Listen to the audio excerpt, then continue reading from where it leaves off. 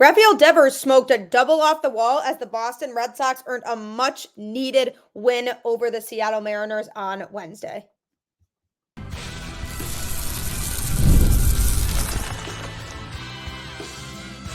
You are Locked On Red Sox, your daily Boston Red Sox podcast. Part of the Locked On Podcast Network, your team every day.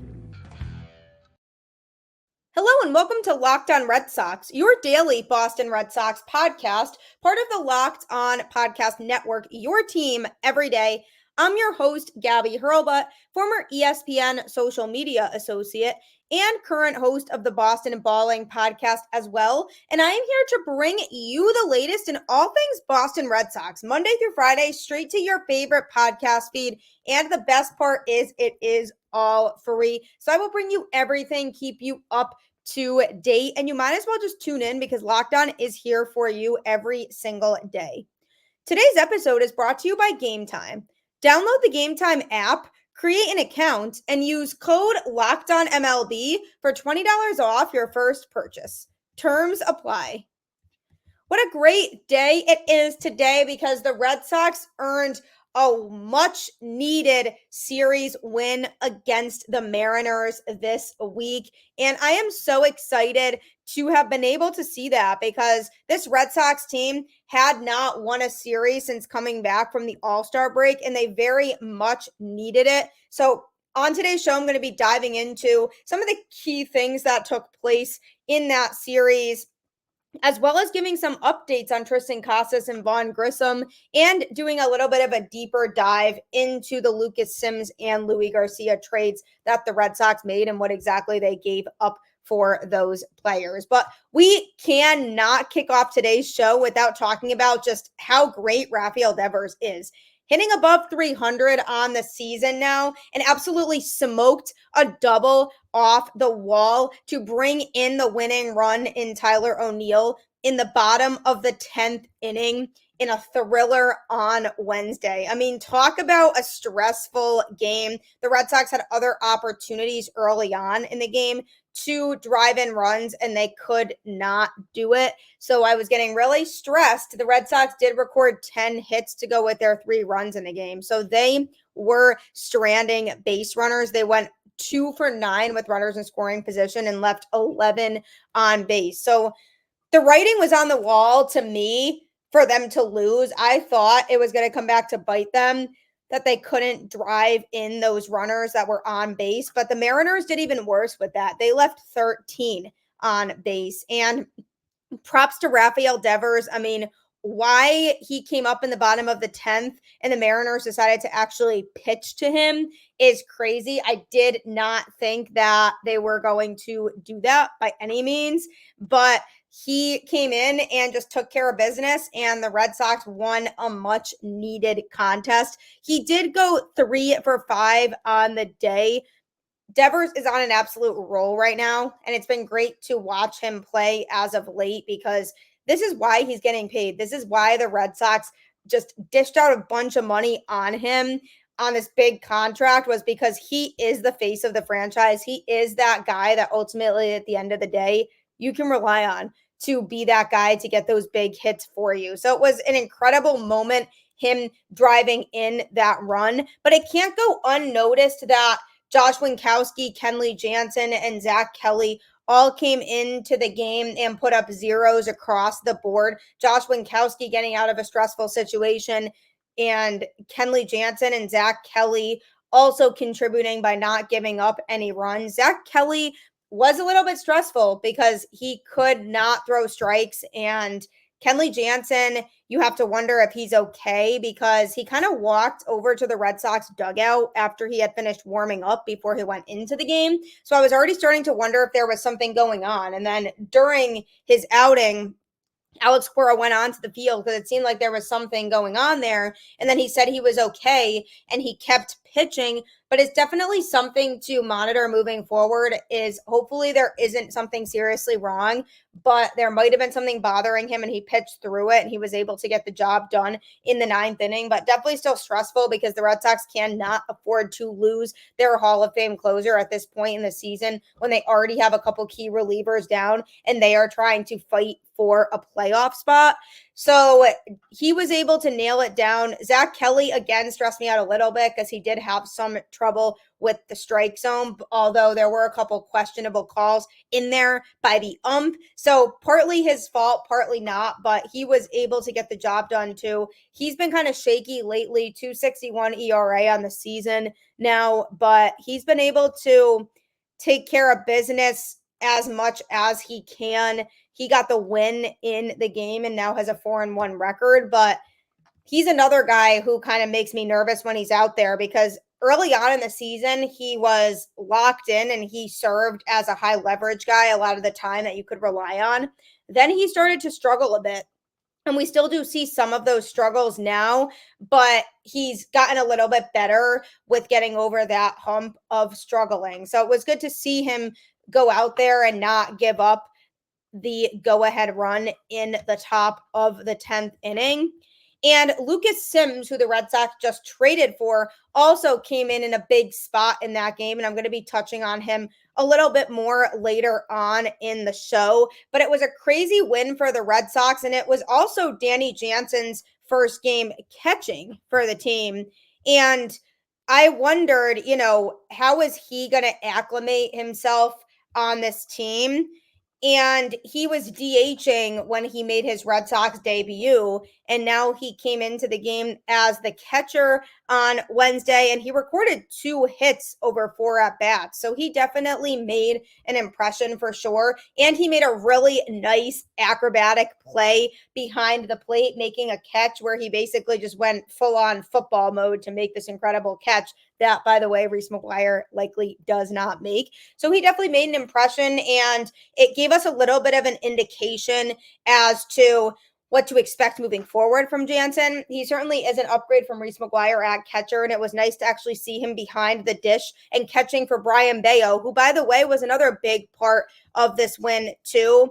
He pitched 6.1 innings, giving up 7 hits, but just 2 earned runs. And he also struck out 7, which is definitely important because Brayan Bello has never been a huge swing and miss type of guy. He doesn't really rack up a lot of strikeouts, but it's definitely something to note from Wednesday's game because of the fact that with how much Bello has been struggling this year, he needed this kind of start. And for him to have that kind of start with Jansen catching him, a guy who's never caught for him before, is a good sign that Bello's hopefully getting back on the right track. And who knows, maybe it ends up working out that he likes Jansen catching for him more than Connor Wong. And I remember Chris Sale always had his preferences on catchers catching for him. And it makes a difference if you're a pitcher, if you have somebody you're comfortable with catching for you. So maybe moving forward, they'll just have Jansen catch for him. It kind of depends, but I know they want to keep Connor Wong in these games when they can because he's been hitting so well this year. But good catching debut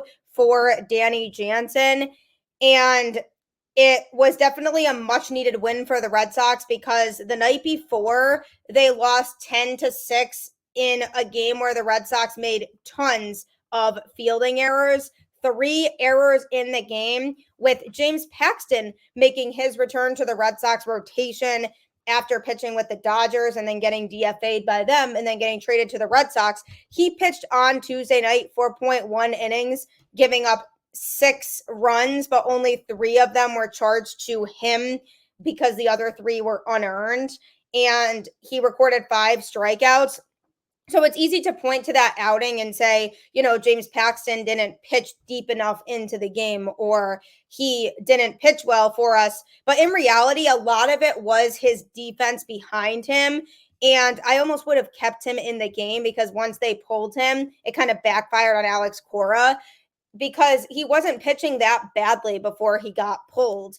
And he just unfortunately had his defense make some tough plays and it prolonged the inning. So then he got pulled. But I am interested in seeing what he does moving forward because having him in there allows the Red Sox to have him as that fifth starter. So therefore they can have somebody like Cooper Criswell pitching out of the bullpen because he can be a multi-inning guy. And that's exactly what we saw on Tuesday night. Even though the Red Sox lost that game, Criswell came in and pitched 3 innings and gave up no runs in that time. He's definitely been impressive since being called back up. I'm sure that stint in AAA worked wonders for him.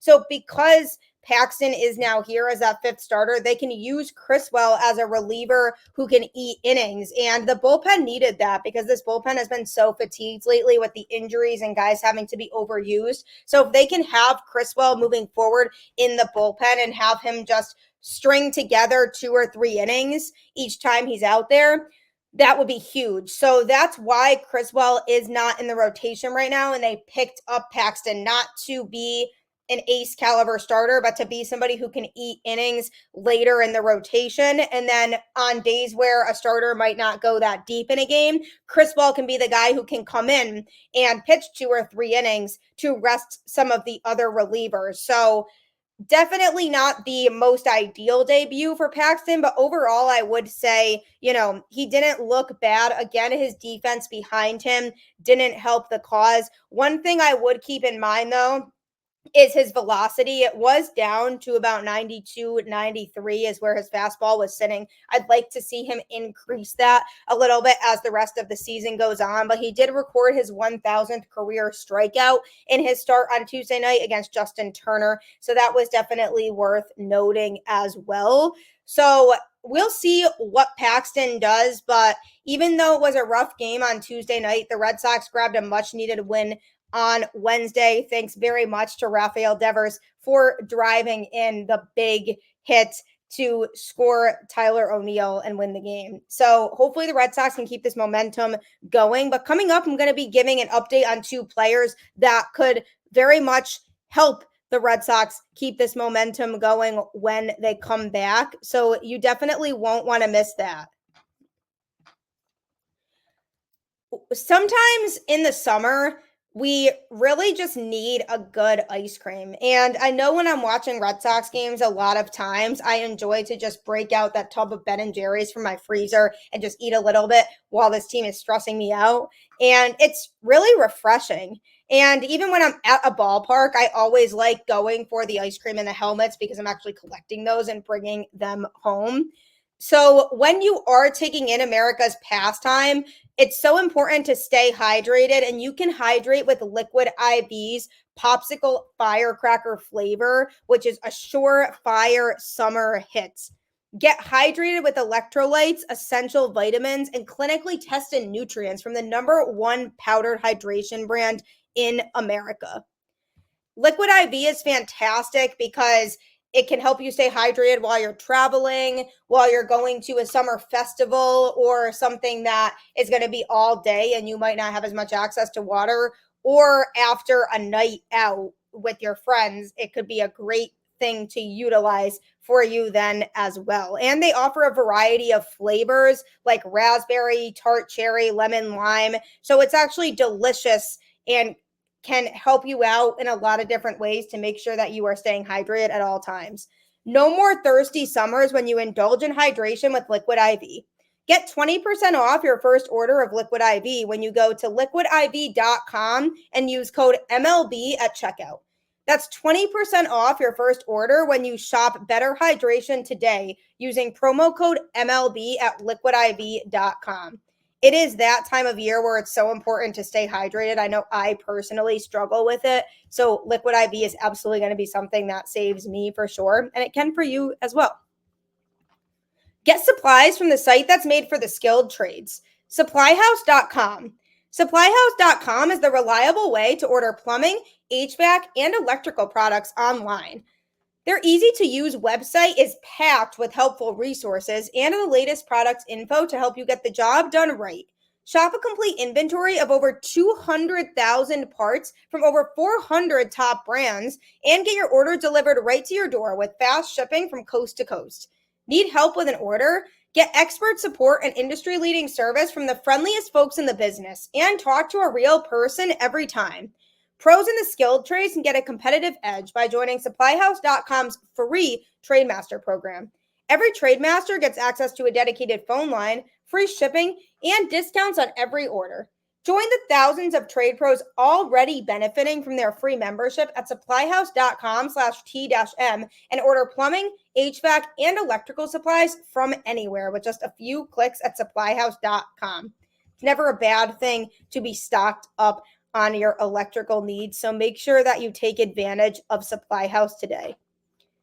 Also, take advantage of Locked On Sports Today, the first ever national sports 24/7 streaming channel. It's available on YouTube and Amazon Fire TV in the free Fire TV channels app. And all of our experts here at Locked On will keep you up to date in all things going on in sports with the biggest storylines. So make sure you check that out today. The Boston Red Sox are coming off of a crazy walk-off win against the Seattle Mariners on Wednesday, which, by the way, was a very long game considering the fact that it was a 3-2 final score. So that's actually kind of crazy how long it took. But hey, I don't care how long the game takes as long as it results in a Red Sox W. And that's exactly what happened on Wednesday with who of all people just coming up clutch and driving in the game-winning run, but Rafael Devers. I mean, what an amazing moment for him and for this Red Sox team. Again, I'm surprised they didn't just intentionally walk him and then take their chances after that, but I am not complaining whatsoever. Red Sox really needed the series win, and as they try to navigate their way into a wild card spot again, they do have some reinforcements coming, and one of those reinforcements is Triston Casas. He made a rehab assignment on Tuesday in Worcester. And when he first got injured in April with a strain and torn cartilage in his left rib cage, just trying to exist was a painful experience for him. He was just in so much pain. He couldn't sleep, couldn't walk, could barely even breathe without feeling some kind of pain. And this went on for about a month, which is really tough. And then he eventually started to breathe regularly, but doing routine things like getting out of bed and bending down were really painful to him. So it was a grueling process. So because of that, it felt like there was a chance he was maybe going to miss the rest of the season. But he's back on the field for the first time in over 3 months when he rehabbed on Tuesday night in Worcester. He did go 0 for 3 with 2 strikeouts, a walk, and a ground out, and saw 3-2 counts while serving as DH. So he definitely was showing that he was able to work his counts and put pressure on the opposing pitcher. He just wasn't able to connect for hard contact, but he's giving it a good push, kind of seeing what he has right now. It's been a long time coming for him, and he just really misses being out there. So he's just happy to be feeling good enough to go out and play. He's not completely pain-free yet and still feels it at times, and swinging a bat has been the last box to check off the list of activities for him to get through without pain. So he's still very much in the remodeling phase. He's still healing and getting better, but that's a normal thing, and it will get better as time goes on. So he is very anxious to get back with the major league team, but it's a very good sign that he's in his rehab assignment now, because that means that hopefully he'll be able to get back sooner rather than later and hopefully help the Red Sox make a run, because that would be a huge bat to add back to this lineup, and it would allow the Red Sox to have an everyday first baseman back and not have to settle for Dom Smith playing there and platooning with Romy Gonzalez, which, no disrespect to Romy, but I mean, you can't tell me he's a better player than Casas. Having Casas back would be such an upgrade for this lineup. And because he did have a rehab assignment, hopefully that means his process of coming back is going smoother than they thought, and he can be back really soon with this team. Then there is Vaughn Grissom, who has been rehabbing, but the Red Sox aren't certain he'll be ready to take over at second base anytime soon. He was the presumptive second baseman heading into the season, but he has been somebody who the Red Sox have considered optioning to AAA after his rehab clock is up, which is by August 9th. He must be activated from the IL by then. He's just been sidelined for so much of this year that the Red Sox just aren't certain that he'll be at his best or their best option at that position when his rehab assignment ends. And when Alex Cora was kind of asked about it, he said he wasn't sure whether he was going to be coming back right to the major league team to play second base. He kind of just said, we get there when we get there. He's taking all the steps possible to be the best version of the player. It's a guy, we bet on him in the offseason and we trust him. We know he's better than what we saw the 2 months he played. We just have to be patient. So it seems like they are still kind of waiting the game out with him, kind of seeing how he does in the rest of his rehab assignments. He's starting to gain some strength and he's trying to just keep working on his swing and the defensive part of his game. He feels like he's getting closer to himself and being the best version of Vaughn Grissom that he can be, but there's still work to be done. So he definitely needs to be able to get fully back on track before he can come back. And I have a feeling that he's not going to be back as quickly as Casas will be. It seems like Casas is making more progress, but again, the Red Sox have been very vague when it comes to updating us on Casas this season. So you really never know if he's further along, and the Red Sox are just being cryptic about it. I would not be surprised. But with Vaughn Grissom, I mean, David Hamilton has been struggling a lot lately. So you have to wonder if when Grissom comes back, they would want him to jump back into playing second base because they would want him to take over for David Hamilton, who has just been in a rut lately and hasn't been able to make a lot of hard contact at the plate. So maybe Hamilton would be optioned back to Worcester. If Grissom comes back to play second base, the downside to that would be the Red Sox would be losing some significant speed on the base paths because David Hamilton is one of the fastest players on the team.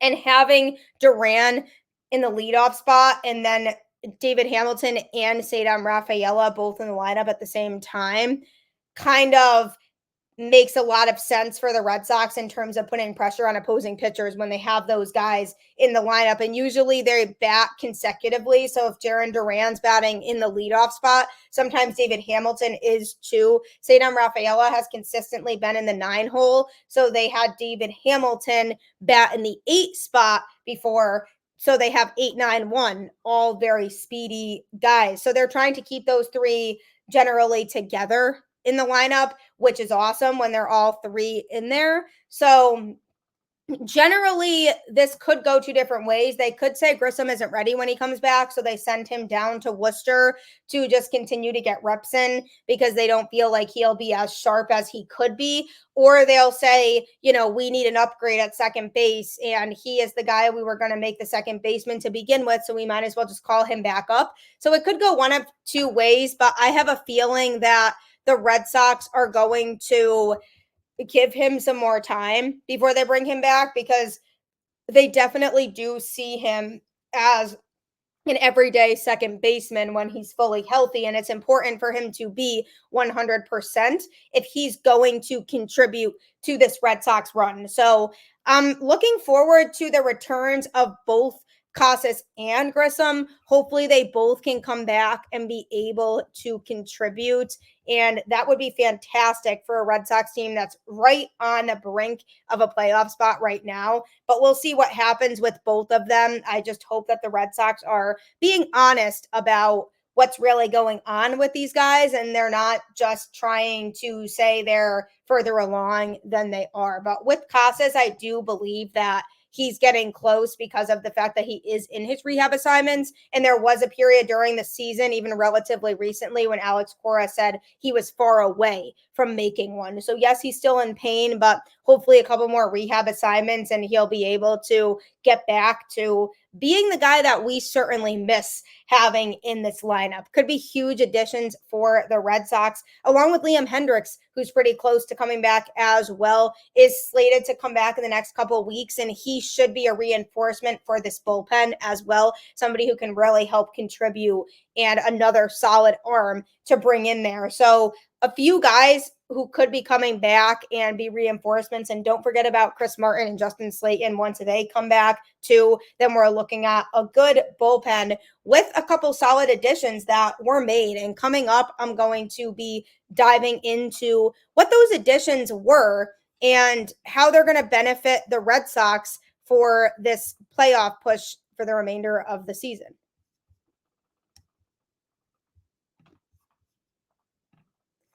I love Game Time because I'm always trying to score last minute tickets to games, sporting events of any kind, concerts, things like that. And Game Time always has me covered with tickets at the lowest prices for truly the best deals. I love going to baseball games at all these different ballparks, and every game I've been to this season, I have used Game Time to get the tickets. And even when UConn basketball was playing in the winter, because those of you who are everydayers know I'm a diehard UConn basketball fan as well. When they play other Big East teams in the winter, the games are super expensive, but I use Game Time to get tickets for those too, because it gives you reasonable prices, lower than any other ticket vendor, and it shows you the view from your seat so you can make sure you don't have an obstructed view, which I absolutely love. Take the guesswork out of buying MLB tickets with Game Time. Download the Game Time app, create an account, and use code LOCKEDONMLB for $20 off your first purchase. Terms apply. Again, create an account and redeem code LOCKEDONMLB for $20 off.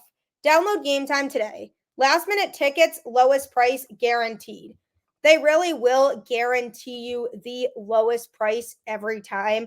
I have not had a bad experience with it. So if you like to go to a lot of different events with friends, I highly recommend you checking it out. The Red Sox were pretty busy at the trade deadline this year and added some pieces that they need to hopefully help them make a deep playoff run, like adding starter James Paxton, adding catcher Danny Jansen to help balance out the lineup a little bit, especially against the lefties. And they acquired a minor league pitcher in Quinn Preister. And they also, towards the end of the deadline, traded for relief pitcher Lucas Sims from the Cincinnati Reds, who has had a good season this year. He had pitched in 43 games for Cincinnati and had a 3.57 ERA in 35.1 innings, but he had also walked 20 batters. Of his 22 inherited runners, he allowed 9 of them to score, which is a 59% strand rate. For context there, the league strand rate is 72%. So he is good, but his road ERA versus his home ERA are vastly different. So that's something to keep in mind. He pitched very well at home in Cincinnati, but on the road just struggled, and he struggles with walks. So that's the biggest thing that I would say to look out for with him is the walks, but he is somebody who has the veteran experience and he can record the outs. And he did so when he stepped into a big situation in the Red Sox 3-2 win over the Mariners on Wednesday night. He came in and pitched 0.2 innings, giving up 0 earned runs. He did walk 1, but he inherited base runners. He came in for Brayan Bello and was able to get out of the inning when it was a high stakes situation. And that's really promising for somebody who we didn't know how he was going to pan out in Boston or what to really expect from him. So that was definitely a key situation for him to go into to really get tested for us to see, okay, can we handle this? Is he able to come in and handle the high stakes situations? And he did. So it's definitely very promising that we got that out of him, but I'm still keeping an eye on the walks moving forward. But the reality is he is a relief pitcher who can hopefully help contribute in this playoff run, and it'll allow the Red Sox to kind of weed out weak links essentially in the bullpen, because it gives them another option as somebody who hopefully can be reliable. And they needed bullpen help and Craig Breslow went out and got it. So he's a solid reliever who can help the Red Sox. And who the Red Sox traded for him was right-handed pitcher Ovis Portes. He's a 19-year-old from Antigua and Barbuda and has pitched in 11 games this season in the Red Sox farm system. He began the season in the Complex League in Florida and pitched in 4 games there, but in early June, he was promoted to Single A Salem and has pitched in 7 games there. Between his 2 stops this season, he's thrown 34.0 innings, has not allowed a home run, struck out 41 batters, and he's walked 19 of the 144 hitters he has faced.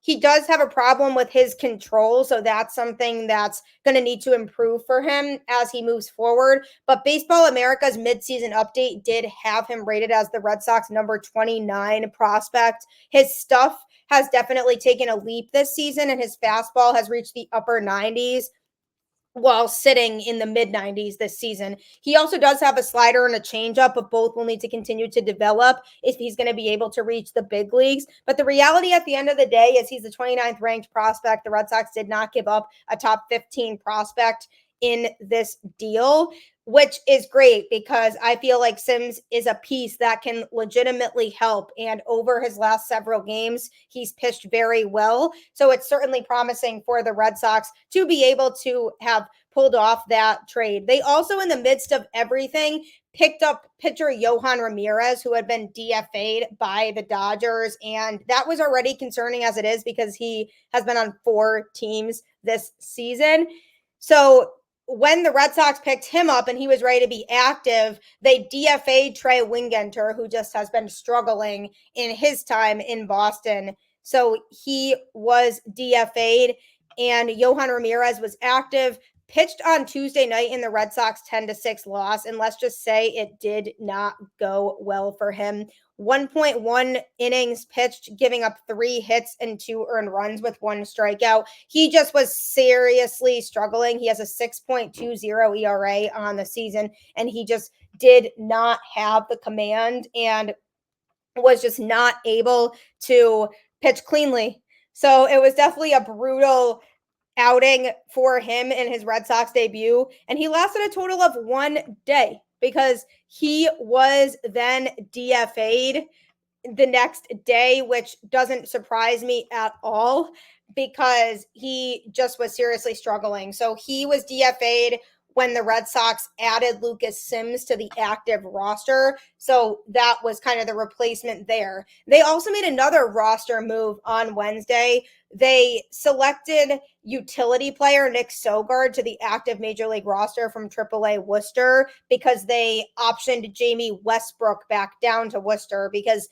I mean, I love Jamie Westbrook's story, but he just was not getting it done. So the Red Sox made the right decision here, sending him back down to AAA, and they called up Nick Sogard, who primarily is going to play second base against lefties, but he is a utility player who can kind of do a lot of different things. He was drafted in the 12th round in the 2019 draft by the Tampa Bay Rays, but the Red Sox acquired him from the Rays along with Ronaldo Hernandez in exchange for Chris Mazza and Jeffrey Springs in February of 2021.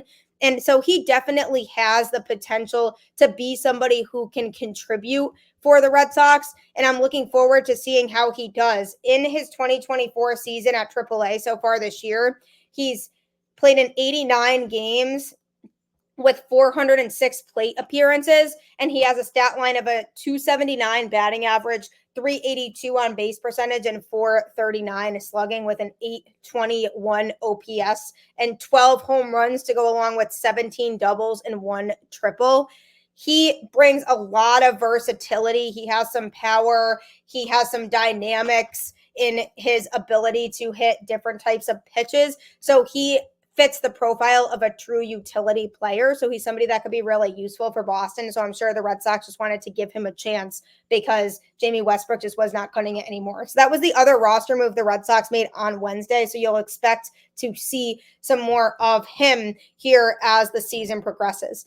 And then right at the tail end of the trade deadline, I actually called this how I said the Red Sox might be one of those teams with one of those lingering trades that gets done right as the deadline is rolling past. And sure enough, that is what happened when the Red Sox traded for Luis Garcia from the Angels in exchange for 4 prospects. Outfielder Matthew Lugo, who slashed a .285 batting average, .375 on base percentage, and .567 slugging in 78 games between AAA Worcester and AA Portland this year. He's 23 years old and launched 16 home runs and 20 doubles with 54 RBIs. He was the biggest name to be moved in this trade. He was the number 17 prospect in the Red Sox system. So again, didn't move a top 15 prospect for him, which is very good because Garcia hopefully will provide some bullpen depth for the Red Sox, but not enough to the point where they should be giving up top 15 prospects. They also traded first baseman Nico Cavadas, who had 20 doubles and 17 home runs in 83 games with Worcester this season, and he batted .281 with a .551 slugging percentage. Since being drafted by the Red Sox in the 11th round of the 2021 MLB draft, he has recorded 271 hits in 1,068 at-bats with 67 home runs and 224 RBIs. So definitely a bit of a loss because he was playing really well in AAA, but the reality at the end of the day is there wasn't really room for him on this roster because Triston Casas is the first baseman of the future. So it didn't really make sense to hang on to him. So it makes sense to part ways with somebody like him. Then they traded 2 right-handed pitchers in Ryan Zephyrian and Jefferson Vargas. Zephyrian owned a .352 ERA in 25 games with Portland and Worcester. He had 53 strikeouts in 38 and a third innings and had a .490 career ERA in 233 and a third innings in minor league ball. And Vargas posted a .452 ERA in 23 appearances in the Dominican Summer League, Florida Complex League, and Single A Salem. So both of these were guys who showed some potential, but weren't the best pitchers the Red Sox could have given up, but certainly have the potential to eventually make their way up to the majors. All 4 of these prospects are eligible for the Rule 5 draft this winter. And Craig Breslow decided to turn the quad into a short-term relief weapon. Luis Garcia has performed well with the Angels this year, posting a 5-1 record with a .371 ERA and 4 saves in 43 2/3 innings.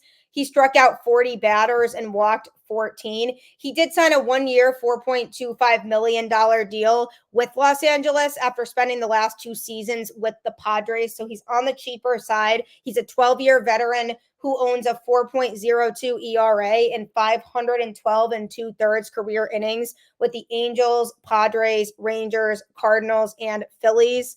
So I know I rattled off a lot of numbers at you, but essentially the Red Sox didn't give up any top 15 prospects. He feels like he might have given up a lot of MLB talent, guys who have the capability to eventually contribute in the majors. This is exactly what Breslow said, but he said that this team has shown that they are worth investing in and worth adding to. So he flipped some of his good prospects for talent that can help the team now. And I'm hoping that Sims and Garcia are both able to contribute to this Red Sox team moving forward. So the Red Sox have certainly been very busy, but keep an eye on how Sims and Garcia do. Garcia should be here for the Red Sox weekend series, which should be very exciting. Sims already came in a key spot to bail Bello and the Red Sox out on Wednesday. So that was nice to see. But I'm excited to see this team hopefully make a run here and continue to utilize that momentum that they just acquired when they took a series against the Mariners. So we'll see what happens. But like I always say, keep the faith, go Red Sox, and I will catch you on the flip side.